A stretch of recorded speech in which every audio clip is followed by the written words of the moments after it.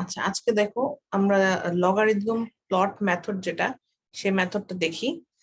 এখানে এই যে ইকুয়েশনটা আমরা যে রিগ্রেশন ইকুয়েশন দেখে আসছিলাম, ওই ইকুয়েশনটা কিছুটা চেঞ্জ আর কি।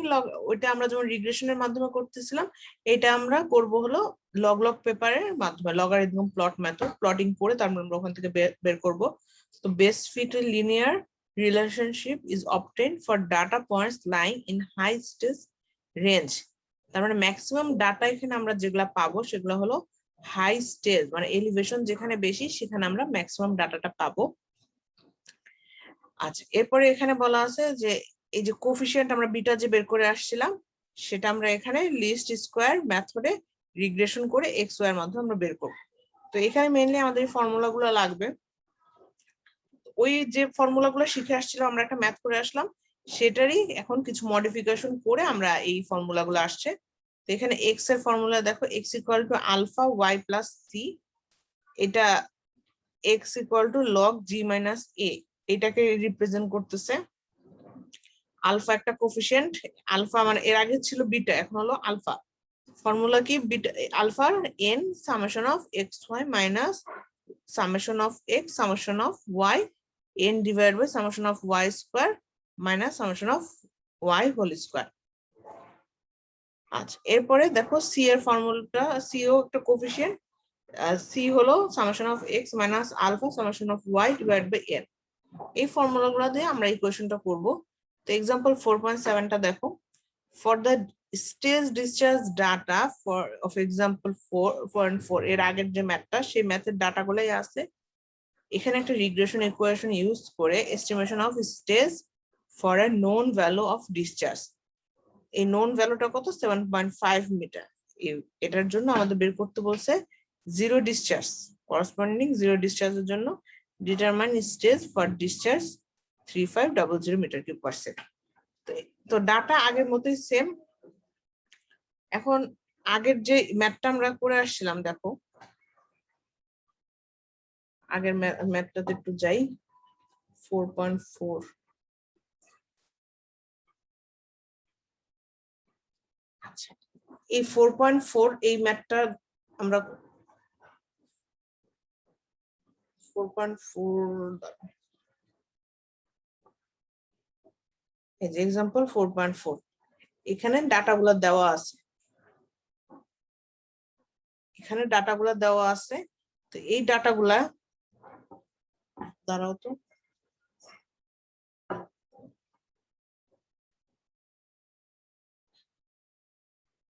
আচ্ছা এখানে আমাদের এই ওই ডাটাগুলোর জন্য আমরা এখানে রিগ্রেশনের যে ইকুয়েশনটা সেটা আমরা বসাবো। দেখো এখানে X equal to alpha Y plus C, X এর ভ্যালু আমরা জানি log G minus A, Y এর ভ্যালু লগ কিউ। তাহলে এই লগ গুলা গতদিনের ম্যাথের মতো আমরা বের করতে পারবো ইকুয়েশন থেকে। ওখান থেকে ওই ডাটা গুলা দেওয়া থাকলে summation of X summation of Y, এই সবগুলো সামেশন বের করতে পারবো। যে কয়টা ডাটা দেওয়া থাকবে, এখানে সম্ভবত একটা মিস্টেকস আছে, এটা সম্ভবত 4.5 হবে এই ম্যাথটা, কারণ 4.4 এর ডাটা না।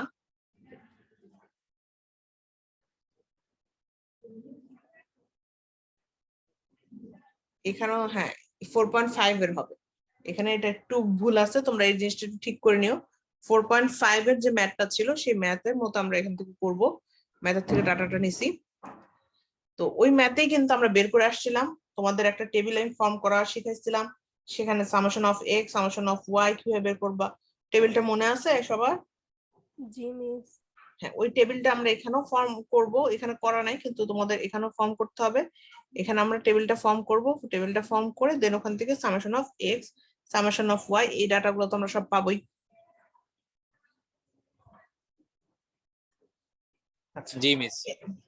এরপরে আসি আলফা। আলফার সব ডাটাগুলা কিন্তু আমরা জানি, আলফার ইকুয়েশনে যে কয়টা ডাটা লাগবে সবগুলা ডাটা আমাদের নোন, তাহলে আলফাটা বের করতে পারবো। কনস্ট্যান্ট সি, আলফা বের হলে এখান থেকে সি ইজিলি বের করতে পারবো। সি দিয়ে আমরা এখান থেকে, তাহলে আমাদের আর কি লাগবে? আলফা পাইছি, ওয়াই পাইছি, সি পাইছি, সবগুলা দিয়ে এক্স বের করতে পারবো। তো তোমার এখানে বের করতে বলছে রিলেশনটা, তাই না? এস্টিমেশন ইউজ ভ্যালু অফ, যদি তোমাদের এখানে আচ্ছা এখানে ভ্যালু বের করতে বলছে, যদি রিলেশন বের করতে বলে তাহলে ইকুয়েশনটা খালি বের করবা। x ইকুয়াল টু আলফার ভ্যালুটা কত আসছে 0.675, তারপরে y প্লাস c এর ভ্যালুটা, তাহলে y এর ইকুয়েশন যখন চেঞ্জ হবে তখন এখানে x গুলো বের করে দেবো, তখন তোমরা ইকুয়েশন বের করবে। আর যদি রিলেশনশিপ বলে, আর যদি ভ্যালু বের করতে বলে তাহলে তো ভ্যালু বের করলে, তাহলে এখান থেকে g মাইনাস a এখান থেকে বের করে দেন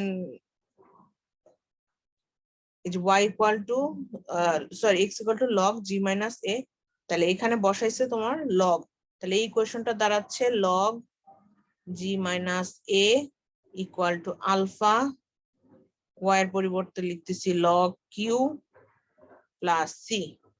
আলটিমেটলি এই ইকুয়েশনটা আমাদের বসাইতে হবে। তাহলে এর ভ্যালু দেওয়া আছে 7.5, এটার জন্য বাকি সবগুলা নোন, এখান থেকে একটা আমরা ডাটা বের করতে পারবো। এরপরে আবার কিউ এর ভ্যালু, যেটা কিউ এর ভ্যালুটাও দেওয়া আছে কত 3500, এই যে কিউ এর ভ্যালু, তাহলে ডাটাগুলো বসে আমরা এখান থেকে স্টেজের যে ভ্যালুটা সেটা আমরা বের করতে পারবো। ম্যাথটা বোঝা গেছে? গত দিনের ম্যাথের মতোই, খুব একটা বেশি পার্থক্য নাই। ম্যাথটা কি বুঝতে পারছি? জি মিস। জি মিস। আচ্ছা এরপরে আসি, তোমাদের গ্রাফ প্লট করতে হবে না, আমাদের এই চ্যাপ্টারটা এখানেই শেষ।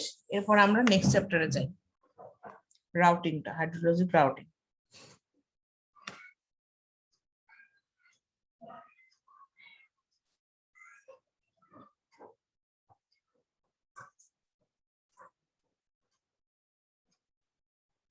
রাউটিং কত নম্বর চ্যাপ্টারে ছিল খেয়াল আছে কারো?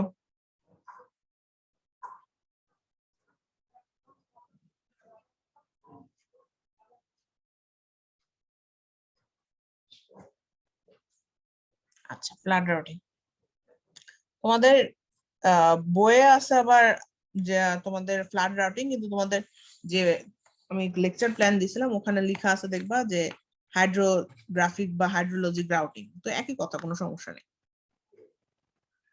আচ্ছা রাউটিং কি আগে দেখো, এখানে এই চ্যাপ্টার আমরা কি নিয়ে ডিসকাস করব। Flood hydrograph discussed in chapter 6, flood hydrograph নিয়ে কাজ করে ফেলছো।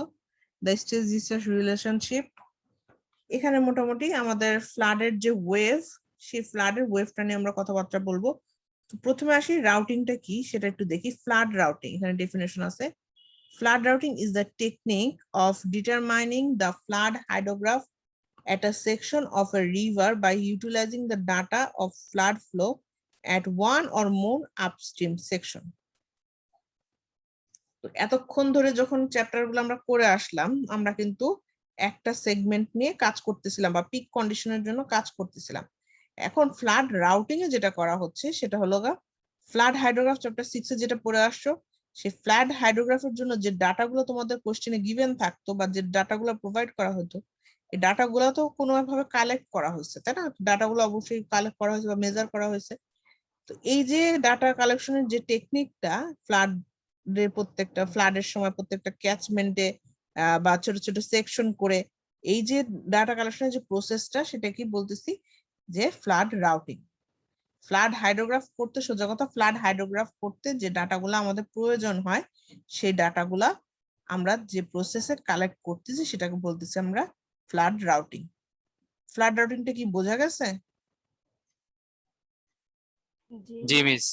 আচ্ছা, the hydrologic analysis problems such as flood forecasting, flood protection, reservoir design, spillway design invariably include flood routing.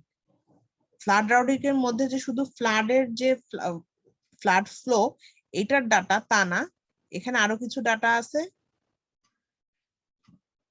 সেটা হলো ফ্লাড ফোরকাস্টিং, ফ্লাড প্রোটেকশন। তারপরে গতদিন আমরা যে কিছু ক্রাইটেরিয়ার কথা শিখছিলাম, flood forecasting, flood protection, reservoir design, spillway design, এই চারটা কম্পোনেন্টও ফ্লাড রাউটিং এর মধ্যে ইনক্লুডেড। ডেফিনেশনের মধ্যে অবশ্যই এই লাইনটা অ্যাড করবা। আচ্ছা এরপর আসি, দুইটা ক্যাটাগরিতে এই রাউটিংটাকে ভাগ করা হয়েছে, একটা হলো রিজার্ভার রাউটিং আর একটা হলো চ্যানেল রাউটিং। ঠিক আছে, রিজার্ভার রাউটিংটা কি? The effect of flood wave entering a river. এই চ্যাপ্টারের শুরুতেই কিন্তু দেখছো যে ফ্লাড ওয়েভ নিয়ে আমরা কাজ করতেছি। এখন রিজার্ভার রাউটিং নামটা শুনে বুঝতেছো এখানে সব ফেনোমেনন গুলো যেগুলো হবে সেগুলো রিজার্ভারে হবে। তো ফ্লাড ওয়েভ যখন রিজার্ভারে প্রবেশ করতেছে সেটার যে ইফেক্ট সেটাকে আমরা বলতেছি রিজার্ভার রাউটিং। এটারও তো একটা মেজারমেন্ট আমরা করব। এই রিজার্ভারে যখন ফ্লাডের ওয়েভটা আসতেছে তখন আমরা কিন্তু এটার ইফেক্টটা কেমন ভাবে চেঞ্জ হচ্ছে, ইফেক্ট বলতে এখানে যে স্টেজ বলো যে এলিভেশন সেটা কিভাবে চেঞ্জ হচ্ছে বা ফ্লো ভেলোসিটি চেঞ্জ হচ্ছে, এখানে এই যে ডাটাগুলো যেগুলো নেসেসারি আমাদের ফ্লাড হাইড্রোগ্রাফ করতে যে ডাটাগুলো লাগবে সেটা কিন্তু আমরা রিজার্ভারের জন্য যখন বের করব তখন সেটাকে আমরা রিজার্ভার রাউটিং বলবো। এখানে the volume elevation characteristics of the reservoir and the outflow elevation relationship for the spillway and other structure in the reservoir, the effect of flood entering reservoir is studied. তো reservoir routing কি এবং এটা কি কি component দিয়ে তৈরি বা এটার আউটপুটটা কি, আউটপুট অর যে কম্পোনেন্ট যেটাই বলা হোক না কেন সেটাই কিন্তু এই পয়েন্ট গুলা, যে এখানে ভলিউম এলিভেশন ক্যারেক্টারিস্টিক্সটা মেজার করা হয়, তারপরে আউটফ্লো এলিভেশন রিলেশনশিপ মেজার করা হয় স্পিলওয়ের জন্য, তারপরে আউটলেটের যে স্ট্রাকচার গুলা সেগুলা, তারপরে ফ্লাড ওয়েভের যে ইফেক্ট, এই যে কম্পোনেন্ট গুলা এই কম্পোনেন্ট গুলা কিন্তু রিজার্ভার রাউটিং এর ক্ষেত্রে আমরা মেজার করে থাকি। This form of reservoir routing is essential. কি কি কারণে এসেনশিয়াল দেখো, in the design of capacity of spillway, স্পিলওয়ের ক্যাপাসিটি ডিজাইন করতে আমাদের কাজে লাগে। তারপরে আউটলেটের যে একই কথা মোটামুটি বলতে পারো যে আউটলেটের যে স্ট্রাকচার সেটার উপর কি ইফেক্ট পড়ে সেটার উপর জন্য আমাদের লাগে। তারপরে location and sizing capacity of reservoir, যে ফ্লাড ওয়েভের সময় রিজার্ভারের হাইটটা কত দিতে হবে, কারণ ফ্লাডের পানিটা আমরা পিক কন্ডিশনের জন্য ডিজাইন করব, যাতে ফ্লাডের হাইট, ফ্লাডের সময় যখন পানিটা বাড়বে তখন সেই হাইট পর্যন্ত যাতে পানিটা হোল্ড করে রাখতে পারে সেই জন্য আমাদের কিভাবে ডিজাইনটা করব সেই জিনিসগুলো আমাদের জানতে হবে। তো রিজার্ভার রাউটিং এর অনেক সময় তোমাদের দেখা যায় রিজার্ভার রাউটিং আর চ্যানেল রাউটিং এর মধ্যে ডিফারেন্সও আসে। তো এই কম্পোনেন্ট গুলা কিন্তু তোমরা ডিফারেন্সও অ্যাড করতে পারো, বা কেউ যদি আরো কোথাও থেকে পাও তাহলে সেখান থেকেও তোমরা দেখতে পারো। অবশ্যই রিজার্ভার রাউটিং আর চ্যানেল রাউটিং এর যে ডিফারেন্সটা সেটা তোমরা এখান থেকে দেখবা। এরপর আসি channel routing. The change in shape of a hydrograph as it travel down a channel, একটা চ্যানেল সময়ের সাথে সাথে কিভাবে চেঞ্জ হয় হাইড্রোগ্রাফে কিন্তু তোমাদের সেটা শেখানো হয়েছে, যে সময়ের সাথে সাথে আস্তে আস্তে কি হয় যে নদী ভাঙন হতে পারে, তারপরে আস্তে আস্তে হয়তোবা পলিমাটি জমা হয়, নদীর পার উঁচু হতে পারে, অনেক কিছুই হতে পারে। সময়ের সাথে সাথে কিন্তু এটা চেঞ্জ হবে, হয় ডিগ্রেডেশন হয় না হলে অ্যাগ্রেডেশন হয়, যেটাই হোক না কেন একটা চেঞ্জ যে হবে এই চেঞ্জটা আমরা মেজারমেন্ট করি চ্যানেল রাউটিং এর মাধ্যমে। এখানে আবার কিছু কিছু ফেনোমেনন আমরা কনসিডার করি, দেখো by considering a channel reach and input hydrograph at upstream end, this form of routing aims to predict the flood hydrograph at on the flood peak attenuation. তার মানে যখন পিক কন্ডিশন থাকবে আমরা channel রাউটিংটা তাহলে করব flood pick attenuation বলতে বোঝাচ্ছে যে যখন পিক কন্ডিশন থাকবে, ফ্লাড শুরু হয়েছে বা বৃষ্টির পানি আসা শুরু হয়েছে, পানিটা স্টোর হবে বা ওখানে জমা বেঁধে তো ফ্লাড দেখা যায় যে ফ্লাড হয়, কারণ পানি ঠিক প্রিসিপিটেশনে প্রচুর পানি আসলে তখন দেখা যায় নদী নালা খাল বিল এগুলো তখন উচ্চায় পড়ে, তখন সেই ক্ষেত্রে আমাদের ফ্লাড আমরা বলি। তো ফ্লাডের কিন্তু একটা সার্টেন টাইম পর পিক আসবে, বৃষ্টিপাত শুরু হয়েছে প্রিসিপিটেশন শুরু হয়েছে তখনই যে ফ্লাড আসছে তা না, কিছু পরিমাণ কিন্তু পানি ক্যাচমেন্টে হোল্ড করবে, তারপরে যখন আর হোল্ড করতে পারতেছে না বা এটার যে লেভেল আছে সেই লেভেল ক্রস করে যাচ্ছে তখন আমরা এটাকে কি বলছি পিক কন্ডিশন। তো পিক কন্ডিশনের জন্য চ্যানেল রাউটিং কাজ করবে। and the duration of high water level, যখন হাই ওয়াটার লেভেল ও ম্যাক্সিমাম ওয়াটার লেভেল যেটাই বলি না কেন সেই কন্ডিশনের জন্য আমরা চ্যানেল রাউটিং করব, এবং এখানেও দেখা যায় flood forecasting, flood protection work এই কাজগুলো আমরা করে থাকি। তাহলে রিজার্ভার রাউটিং আর চ্যানেল রাউটিং এর মধ্যে ডিফারেন্সটা বোঝা গেছে? জি মিস। এখান থেকে তোমাদের ফ্লাড রাউটিং এর ডেফিনেশন, ফ্লাড রাউটিং এর কি কি কম্পোনেন্ট সেটা, টাইপস, রিজার্ভার টাইপস কি কি, দুইটা types reservoir routing channel routing, এই জিনিসগুলো থিওরি গুলো তোমাদের পড়তে হবে। আচ্ছা এরপরে দেখো এই যে রাউটিং এর মেথড সেটা দুইটা ক্যাটাগরিতে ভাগ করা যায়, একটা হলো হাইড্রোলজিক রাউটিং, একটা হলো হাইড্রোলিক রাউটিং। হাইড্রোলজিক রাউটিং এর মধ্যে equation of continuity equation Q equal to AV, এই ইকুয়েশনটা ইউজ করা হয় যখন হাইড্রোলজিক রাউটিং করা হয়। আর হাইড্রোলিক মেথডে continuity equation together with the equation of motion of unsteady flow. তাহলে হাইড্রোলজিক আর হাইড্রোলিক দুইটার মধ্যে পার্থক্য কি? হাইড্রোলজিক হলো তখনই বলবো যখন আমরা শুধুমাত্র কন্টিনিউটি ইকুয়েশন দিয়ে আমরা এই রাউটিংটা করবো। কন্টিনিউটি ইকুয়েশন তো তাহলে ডিসচার্জটা বের করতেছি, ডিসচার্জটা শুধুমাত্র কন্টিনিউটি ইকুয়েশনই রাখতেছে। আর যখন হাইড্রোলিক মেথড বলতেছি তখন এখানে কন্টিনিউটি ইকুয়েশন এবং মোশন অফ আনস্টেডি ফ্লো দুইটা ইকুয়েশনই ইউজ হচ্ছে, তখনই আমরা এটাকে বলতে পারবো যে hydraulic routing.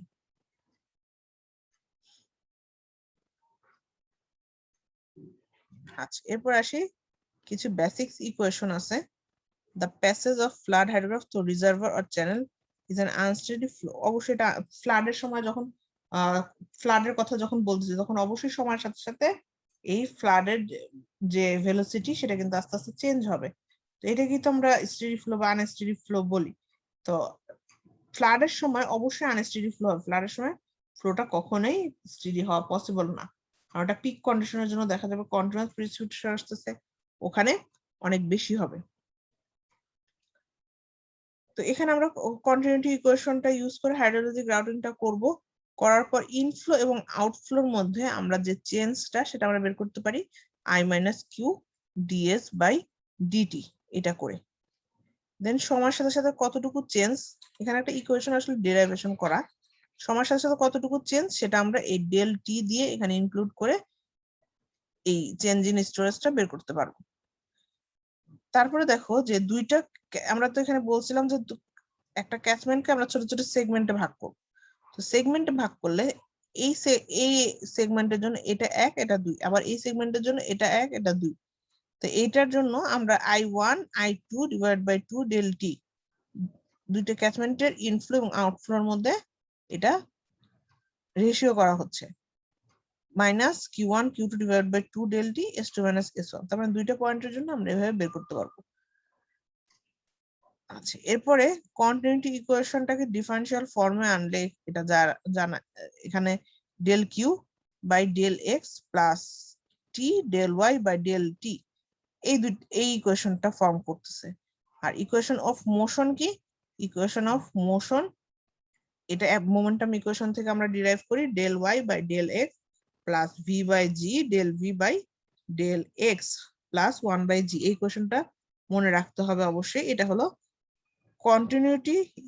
equation of motion which is derived from momentum equation। তো তোমাদের যদি এই হাইড্রোলজিক রাউটিং আর অথবা হাইড্রোলিক রাউটিং কোনটা যদি ডিরাইভেশন করতে বলা হয় তাহলে এখান থেকে কন্টিনিউটি ইকুয়েশন পর্যন্ত যেটা, এটা কি? এটা হলো হাইড্রোলজিক রাউটিং। আর এটুকু পর্যন্ত প্রথম থেকেই, কারণ হাইড্রোলজিক আর হাইড্রোলিক দুইটার মধ্যে পার্থক্য হলো হাইড্রোলজিকে হলো কন্টিনিউটি ইকুয়েশন দিয়ে শেষ হয়ে যায়, তার মানে এতটুকু পর্যন্ত এখান থেকে এতটুকু পর্যন্ত করলেই শেষ। কিন্তু যখন আমরা হাইড্রোলিক রাউটিং বলবো তখন এখান থেকে এই একেবারে মোমেন্টাম ইকুয়েশন পর্যন্ত ফুল করতে হবে। বোঝা গেছে কোনটা চাইলে কতটুকু লিখবা? মিস মাঝখানের যে অনেক কথাবার্তা আছে মিস, এগুলো কি লেখা লাগবে? কথাবার্তা অত কিছু লেখার দরকার নাই। কথাবার্তা বলতে আমি তো পড়ানোর সময় বললাম যে এই আই কি কিউ কি এই জিনিসগুলো তুমি সাইডে লিখে দিতে পারো যে তোমার জন্য আই ইনফ্লো আউটফ্লো। আর এখানে যেমন ইকুয়েশন বিগিন দুইটা ক্যাচমেন্টের জন্য আমি যেভাবে বললাম যে ক্যাচমেন্টের জন্য দুইটা পয়েন্ট নিচ্ছি, এত বাংলা কথা যতটুকু প্রয়োজন ততটুকু লিখলেই হবে, এক্সট্রা অ্যাডিশনাল এত কথা আমাকে বুঝাতে পারলেই হয়েছে, সোজা কথা। তোমার লেখাটা পড়ে তো আমি বুঝতে পারি। এখন তোমার যদি এই আই কিউ এগুলার যদি ফুল ফর্ম না লিখো তাহলে তো আমি বুঝবো না, তাই না? ধরো সবসময় এভাবে রিপ্রেজেন্ট করতে হয় খাতাটাকে যে আমি ঠিক আছে আমি সিভিলে পড়ছি, আমি সিভিলের টিচার, কিন্তু অন্য একটা জেনারেল মানুষ যাতে খাতাটা দেখলে বুঝতে পারে যে হ্যাঁ এখানে কি বোঝানো হচ্ছে। ঠিক আছে, কাজে ইকুয়েশন গুলো এটার ডিরাইভেশনটা মনে রাখতে হবে।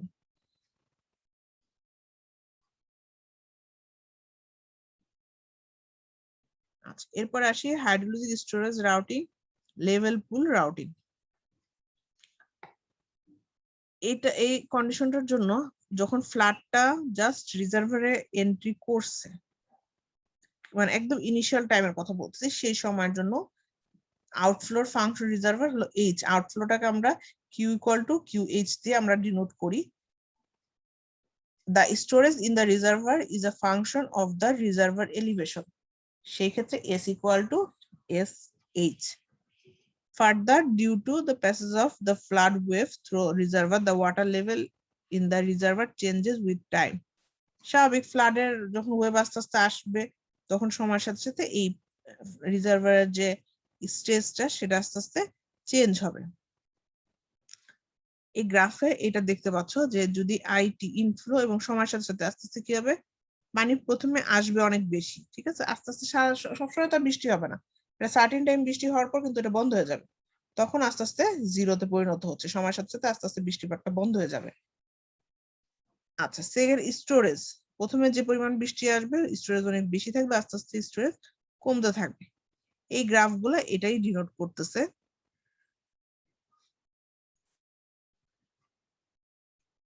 আনকন্ট্রোলড স্পিলওয়ের জন্য এখানে ডিসচার্জ মেজারমেন্টের ফর্মুলা এটা QH, যেটা আমরা বলছিলাম Q ইকুয়াল টু QH, এটা আলটিমেটলি যদি ইকুয়েশন করে দেখা হয় তাহলে 2/3 CD √ 2G LE H⁻³ এটাতে আমরা করে থাকি।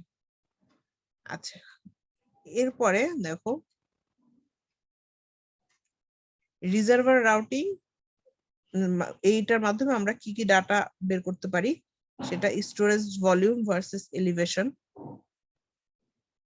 তারপরে water surface elevation versus outflow, storage versus outflow. এটা হলো রিজার্ভার রাউটিং এর কি কি আউটপুট। ঠিক আছে, রিজার্ভার রাউটিংটা যদি আমরা করি তাহলে এখান থেকে আমরা কি কি বের করতে পারি। এটা তো একটা ডাটা কালেকশনের process. Inflow hydrograph, initial value of SIQ at time t। এটার আরেকটা নাম হলো লেভেল পুল রাউটিং। অনেক সময় তোমাদের লেভেল পুল রাউটিং এর ডেফিনেশন চাওয়া হয়, তখন এখান থেকে লিখবা যে এই যে যতগুলো আমরা মেথড শিখছি সেখানে horizontal surface is অ্যাজুমড in the reservoir storage routing also known as level pool routing. যখন হরিজন্টাল ওয়াটার সারফেসটাকে হরিজন্টাল রিজার্ভারের সারফেসটাকে ওয়াটার সারফেসটাকে যখন হরিজন্টাল হিসেবে কাউন্ট করা হয় তখন আমরা সেটাকে বলি লেভেল পুল রাউটিং।